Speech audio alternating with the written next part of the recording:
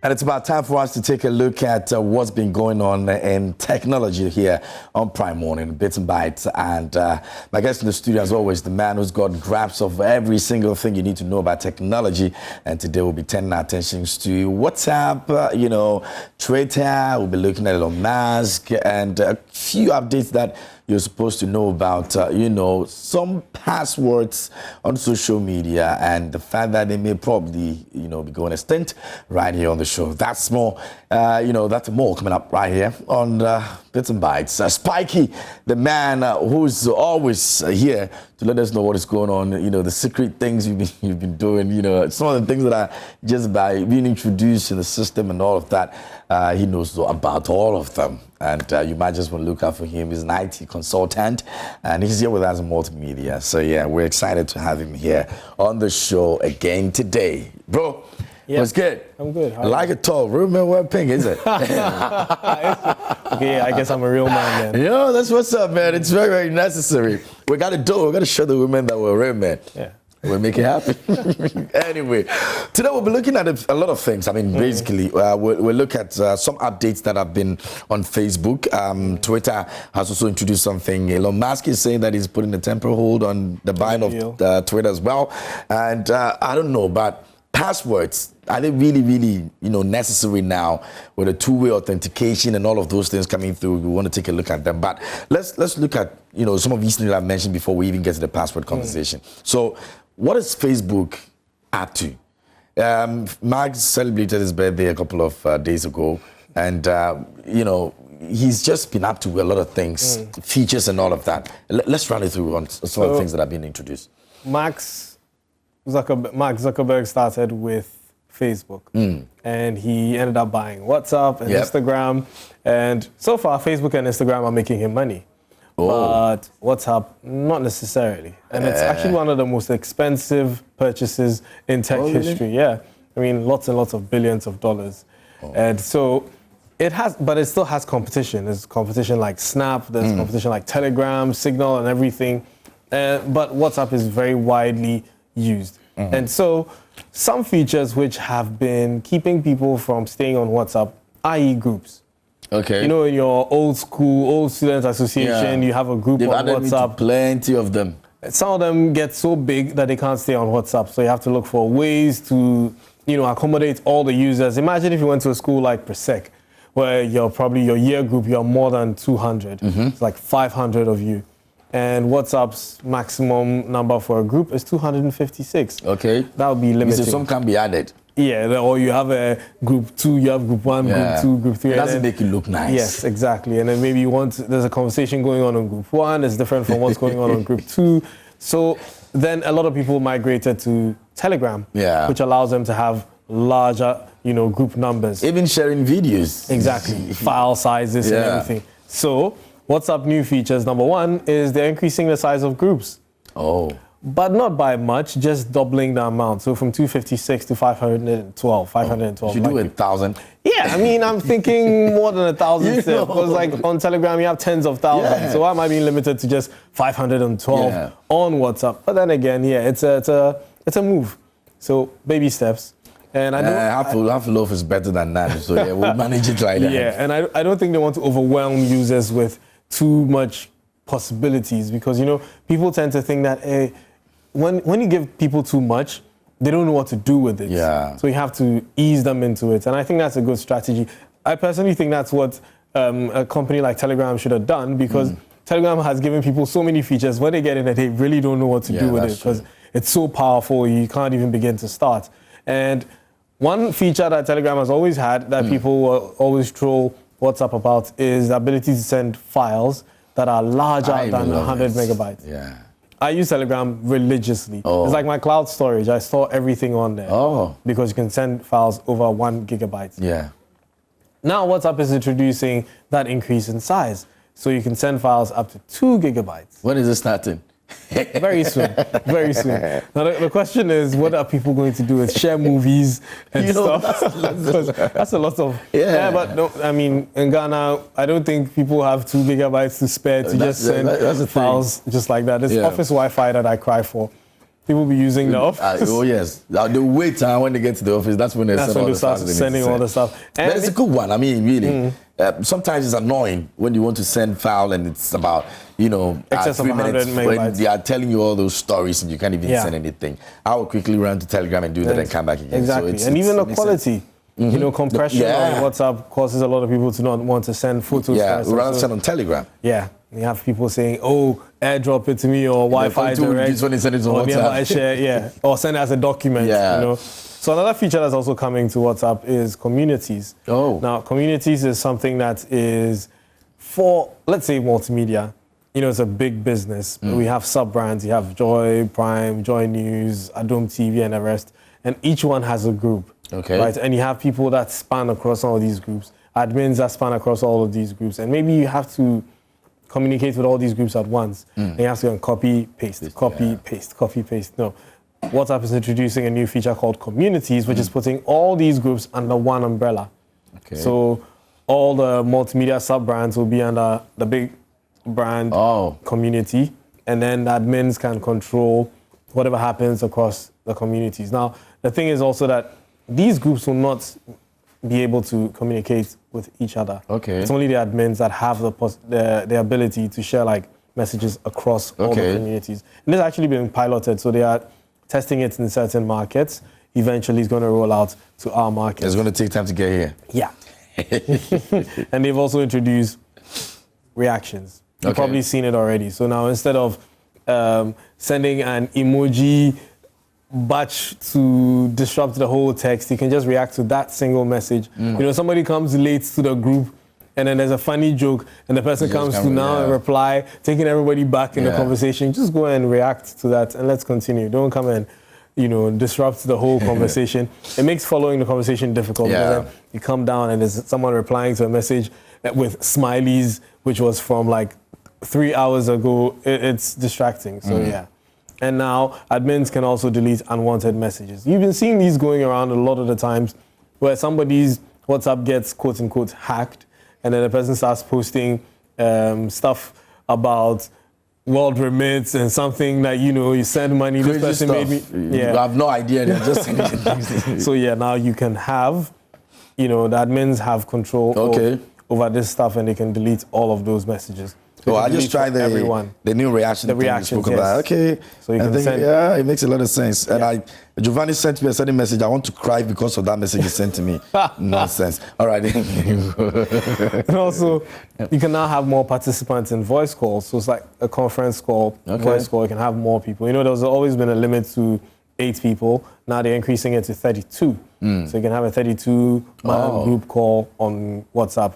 And I see that WhatsApp is trying to introduce a feature which has been available on some messaging apps, which means that you can use WhatsApp on multiple devices without, limiting it to just one.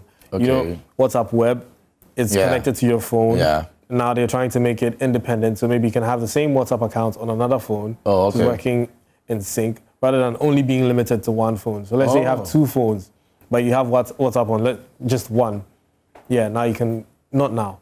Soon in the future, when it happens, you can have it on both phones running simultaneously. Yeah. Oh, it makes sense. And there's more features, but when it happens, I'll let you know. I see. It makes a lot of sense. Now, if you're one person who is on WhatsApp and you've seen some of the reactions already, I'm sure you're enjoying it. You can send us some messages and let us know if you think it's a good one or it's something they shouldn't have even bothered because you found solace somewhere and you're enjoying your time somewhere. And especially the fact that you'll be able to send files that have a heavy bytes. Sometimes it's just a bit annoying, you understand. But this is something that will be introduced in earnest. So we're hoping that eventually, when it happens, you'll be able to enjoy it. But let us know how you feel about it already. All right, that's what we're talking about here, and a few other features that Spike has spoken about that are all going to be introduced on WhatsApp. And like I said, I just tried the new reaction thing and it makes a lot of sense as well. So send in your comments and let us hear from you. Now,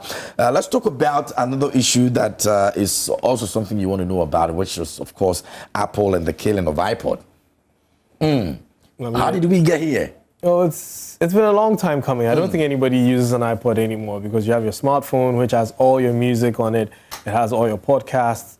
And also the fact that we've gone from an era of buying music for those who are playing by the rules, who'd buy music and then synchronize onto their iPod and they can listen anywhere. Now, data, the cost of data being cheaper, and I say this sparingly because some people will not agree with me, but data is actually cheaper now. So it's easier to stream music and you have choice if you're streaming versus, okay, so I hear a new song and I have to go and buy, I have to synchronize it to my iPod and then be able to listen. Yeah. But now you don't have to do that. You don't have to do that. If you have Apple Music, you have Spotify, you have Pandora, any streaming music service, even YouTube Music, you can be listening to any song anywhere, anytime, just with your data on your phone. So you don't have to be carrying multiple gadgets. You know, the risk of losing a gadget is low. Yeah. Even smartwatches now can stream music. So you connect it to the internet, you have your AirPods or your Galaxy Buds in your ear, and you stream your music and you're good to go. So it doesn't make any more business sense for Apple to keep making iPods because, the iPhone is pretty much an iPod phone capability. So, they decided to kill it. Okay. I'm sure those who, have DS will cherish it for a very long time. Yeah, I have an old one. You put it down. I have an old one. Yeah. I'll keep it, and then in future I'll auction it. That wouldn't be bad, though. Yeah, we need to do that. Historic iPod. Yeah, that's maybe about 30 years. From now, 40 years. when nobody's seen it in a long while, then you just bring it out. 160 gig iPod. Back in the day, I was the. All right, so that's also another one for you over there. But are we looking forward to maybe a reinvention, if you like, of that? Not necessarily the same thing, but something that would look quite similar, but with different features that will make sense as well. Well, it does make sense. Some manufacturers still have that. Sony is still making the Walkman, not the one that uses a cassette, by the way. They're making digital Walkmans, which are like iPods. You can synchronize your music. There are companies that are making high-fidelity music players, so there are some audio files. If you're like me and you like listening to very high-quality music, I mean, when I listen to compressed music, I can instantly tell. You can hear artifacts in the sound. You can hear missing frequencies and everything. There are some people who like to listen to high-fidelity audio, 192 kilobits, all the way to 320 kilobits per second. Then you hear the actual quality. They listen to music in FLAC and in WAV, not MP3. Those people would go for an actual player that can handle those files, that can play back that sound, also in that quality, through their hi-fi headphones or, all these earphones we use, they don't give you the actual quality. Yeah. If you're someone who loves music, you'd probably be listening to Jazz by 4 playing. I'm missing some, some elements in the sound. You're like, nah, this doesn't sound just right. Yeah. Such people would go for these players. Okay. So those players, you keep having new ones coming in. And their earphones are even very expensive. We're talking earphones that can range from $1,000 up. Oh, yeah, because of the amount of, the quality of sound that they give you. So we will see devices like that evolve, get better, maybe to the point where high fidelity audio can be streamed because it does take a lot of data because of how large it is. One song can be about 50 meg versus MP3 where one song is 5 meg. Yeah. So you look at that comparison and, well, if you can afford a hi-fi audio player, you might as well be able to afford the data to play that sound. So, there's the possibility. And if you're some person, this would interest you. Yeah, it's something definitely. that you would want to, have and all that. I see. But would you say that this, whole change and sellout and probably even refusing to do it anymore, it's some way, going to reduce the value of Apple? I mean, because if you look at it right now, Apple really, it's not like the way it used to be. It wasn't really affecting their sales. Right now, their sales, most of the bulk of money that Apple was making was from their phones. Okay. And their computers, because the iPod was cool when we were in high school, when everybody would have it in their pockets, the shuffle clip to your belt. It used to be really a must-have. Yeah, Yeah, if you have it, you're a big boy. Like, when was the last time you saw someone with just an iPod? For a long time. Yeah, very rare to see those now. So I'm sure they were just making them in little quantities for maybe parents who wanted to buy a digital device for their children. But the fact that now they can't take SIM cards. If you begin to put a SIM card into an iPod, it becomes an iPhone. Yeah. So Why do you continue to make something that Exactly. has that Achilles heel when you could just have an iPad or an iPhone? You know, it didn't quite fit anywhere again.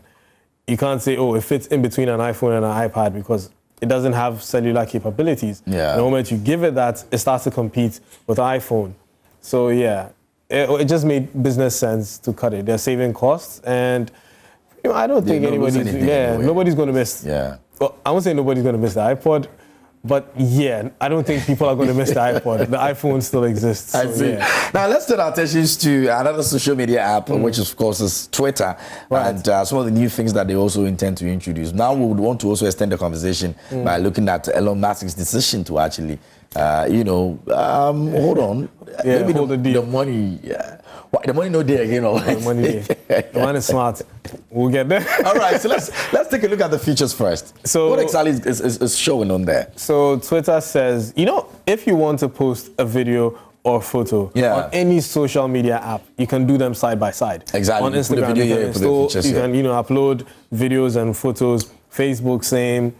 Except Twitter. It doesn't make sense. I can't those people are upload crazy. video and photos side by side. Yeah. I have to upload photos in one tweet and then videos maybe in a reply to that tweet, or in one or the other. You can't have both of them in there. And Twitter's basically saying, okay, we've heard you. We're going to make it possible for you to put photos and videos in one tweet.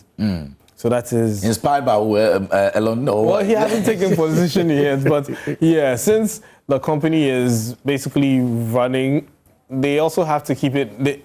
It's not like I'll use that analogy. I'll be throwing shade on some people. So, but yeah, they're trying to keep their head above water to not make it seem like, oh, because Elon is coming, we've relaxed. You know, and the fact that he has always been tweeting about some drastic measures and changes he would want to see happening at Twitter, especially for the fact that he believes in freedom of speech. Exactly. And the limitation that Twitter puts on a lot of things that happen over there. For example, the number of characters you're supposed to post, you can have an edit button and all of that. So is this more or less a decision of an influenced, Elon driven stuff, in the picture? Well, so now let's just be a bit open, because this man has got plans of doing A, B, C, D. So. I think for the mixed media stuff, it was already in their plan. Okay. Because everyone else does it, you're not doing it. Yeah. It wasn't any feature that sort of made Twitter special. So I don't see it as something that they were proud of to say, oh, it's only on Twitter, you can't do this. So what the craze about not doing it in the first place? Some business sense and decisions sometimes. When Twitter started off, it was more of a very light weight platform. Yeah. So, and video makes everything heavy. Yeah. So putting in video, if I'm thinking from a developer's point of view, trying to keep the platform light meant that merging video and photos in one place could put a little weight. Yeah, put a bit of weight and cause the site's loading times to be higher. Yeah. Because think about it, sometimes when you go on Instagram or Facebook, before something loads, it takes a while. Yeah. And some of these platforms have to preload content for you, because that's what keeps you on there. Yeah. So it has to preload the video, preload the photos, so as you're scrolling, it's ready for you to consume. Yeah. As to why they didn't do this earlier, I can't really tell. Business reasons. They always have their weird reasons why they do But we like it. things. Yeah. They should just keep, and especially the edit button. The edits, yes. We've been waiting for the edits for a long time. That one too. There's two sides to that. A lot of people, some people say, hey, they want it. Some people say, hey, it's Twitter. It's okay. We like it like that. We don't want you to come and change what you said. And make it look like it's a Facebook thing, Yeah, but I keep telling people, you can always have an audit history or an edit history where, if, let's say, someone edited their tweet, you could have a button that lets you see what they said prior to when they edited it. And then you can tell, oh, so they edited it because he said this, or it was just a typo. Yeah. Sometimes I type too fast and then I make a mistake. Yeah. And I really, really, really, because of how pedantic I am, want to be able to change it. I'll just delete the whole tweet. You have to post again. Yeah, and then post again. Losing all those reactions and engagement on that tweet, it's painful. So Twitter, we want that edit Okay, all right. So we're going to be talking about that Elon hold on buying of Twitter. We take a quick breather. When we come back, we're also going to be taking your messages and your comments on the issues that we've talked about already and the ones that we're yet to actually tackle them here on the show. It's Prime Morning. Stay with us. We're back in a bit. And welcome back here on Prime Morning. We're still talking about Twitter, a few changes that have gone on there, and also Elon's decision to actually put hold to the buying of the Twitter app. Now, you can join us with your messages and your comments, your thoughts about it here on the show. Phone lines officially activated, and also we're going to be looking at passwords for the social media apps, which seem to be fading away gradually. Now, we're going to be looking at what exactly it means not to have a password and the two-way authentication and all of that here on the show. But in the meantime, you can join us with your thoughts. Phone lines activated. Spiky is my guest in the studio. As always, he's the man to tell us all about it. Spike, now, we'll be going to the password situation, but let's look at Elon's decision real quick, and then we'll move on to the password conversation as well. So some people on social media were suggesting that, hey, Elon Musk, he doesn't have the money, and that's why now he's put it. Yeah, because you can't fool us like that. Well, we wanted you to buy it. You said you got money. Well, he's actually received a lot of money from friends. Oh, Larry Ellison. Who want to help him buy it? Yeah, he was given $1 billion by Larry Ellison, who's the owner of Oracle. So, I mean, the money bro, like, KMJ says he wants to buy multimedia. I say, hey, take $1 billion.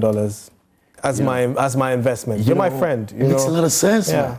Man. Have friends who have money, and nobody can say you don't have money. And he's received, like, the Binance CEO. Lots of people have been giving him money to complete this purchase because they believe that he would make something better out of it. Even one of the Saudi princes also invested in. So it's not that bad. Like, no. So why then is he deciding that? Because of something very, very trivial. Really? Yes.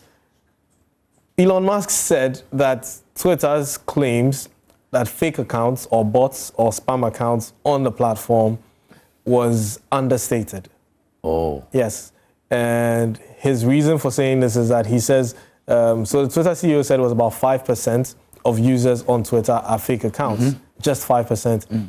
And Elon says, no, you lie bad. It's more than that. Oh. He says it's probably like 4 times the number. Really? Yes. That's what Elon is saying. So Twitter CEO is also saying that, okay, you know what? We're going to bring data to back our facts. And so people are suggesting that Elon is doing this so that he can beat the price down.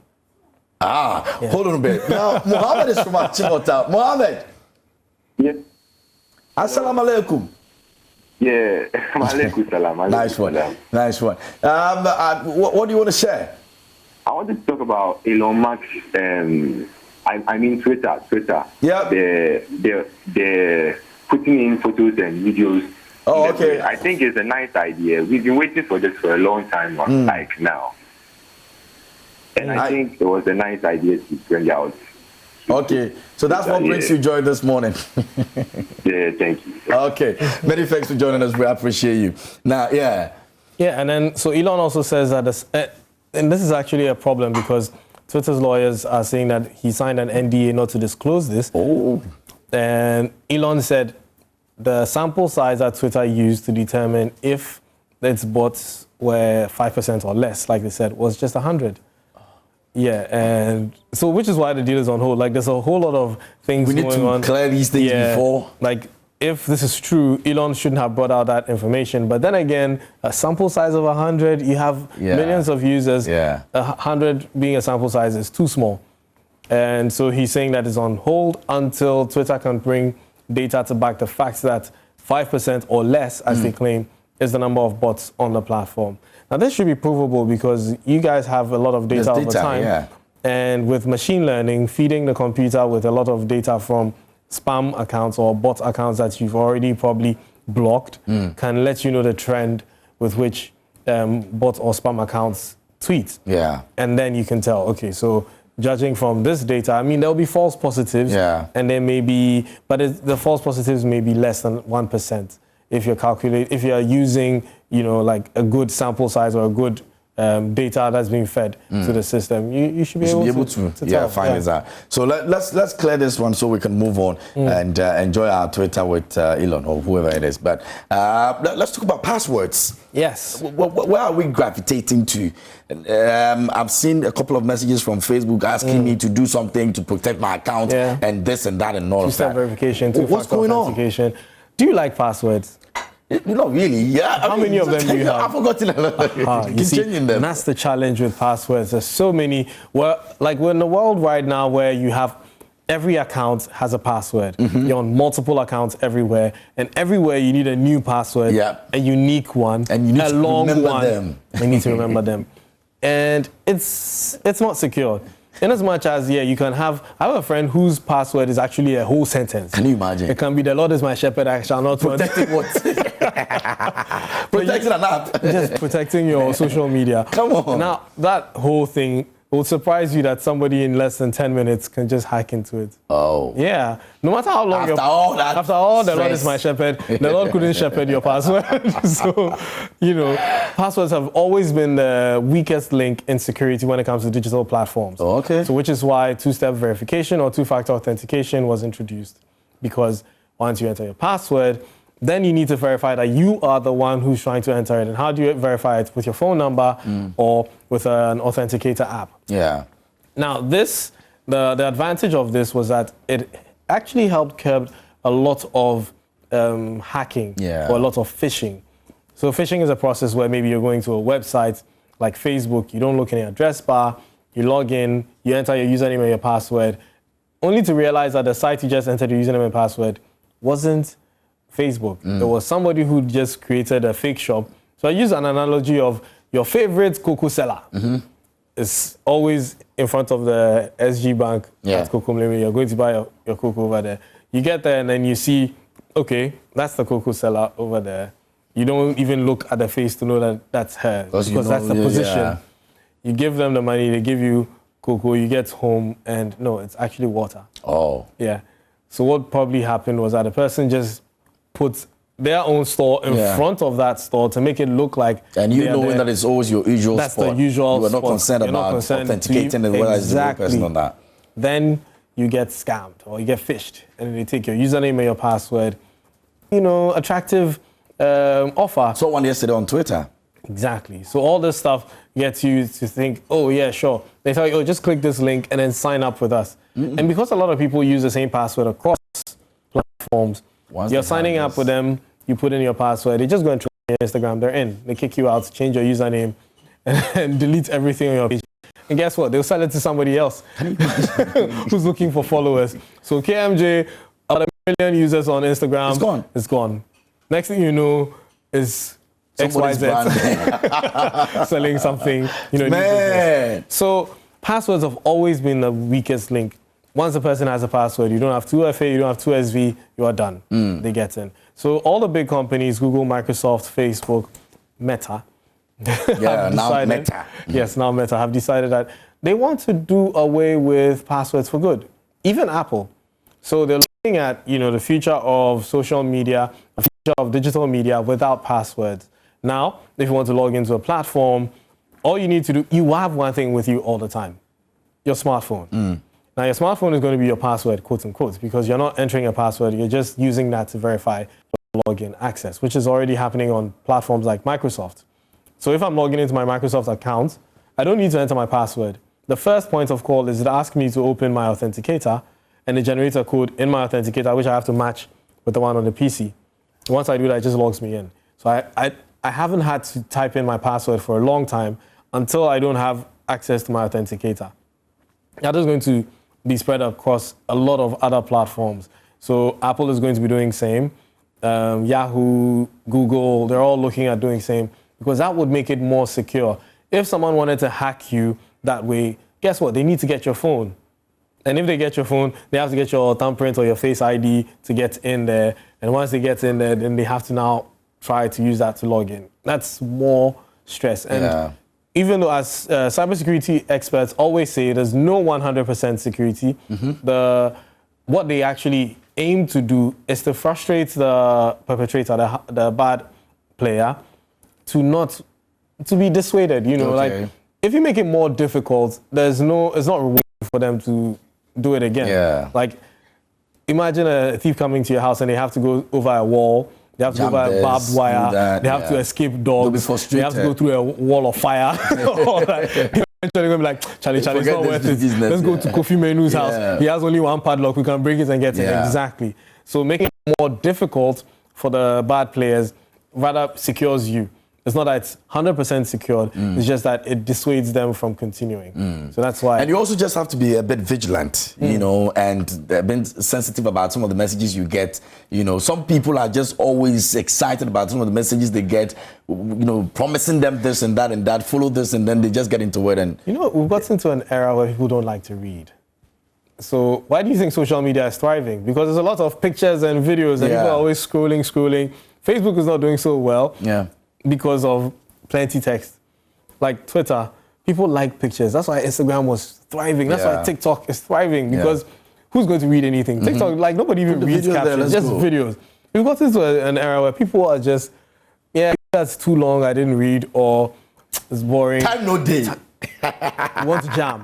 You know, Time you no want day. to watch something funny and laugh. The mind that's hots it. too much. It's come and The be country reading hot too. a whole paragraph about why the country is no. Just tell me where the money there. Yeah, you know? we're gonna take it up. Now, that's going to be a wrap for our conversation this morning. But happy birthday to Mahama Jinapo of LLB Level 100 Group B. On behalf of the whole class, we wish you glad tidings in everything you do. You are an absolute champion. And this one is coming from MFA here on Prime Morning. MFA says she loves you and says thanks for all you do. I know what you do for MFA, but I don't want anybody else to know what you do for MFA. But we're grateful that you've been doing what you do for us. We're excited about it. Muhammad Jinapo of LLB level 100 Group B. Now, another one over here says, happy birthday to Glenda Ashley, owner of Dream Destination Spa. It's from Jennifer and Sam Anaglet is going out to you. Have a good one. Many thanks to you, Spikey, for coming through. Really appreciate you. Hopefully next week we're going to be on again to have another exciting conversation like this. If you're a social media person, Spikey is the place to go. He's the plug you need. Make sure you go check him out on social media as well. He's on that Spikey and Chroma. The real Spikey. Everywhere. It is what it is, guys. Many thanks to my other beautiful ladies, Emma and Rosalind. Tomorrow we're going to be here again here to serve you. Many thanks to you for watching. My name is K, the Royal Host. Thanks for watching.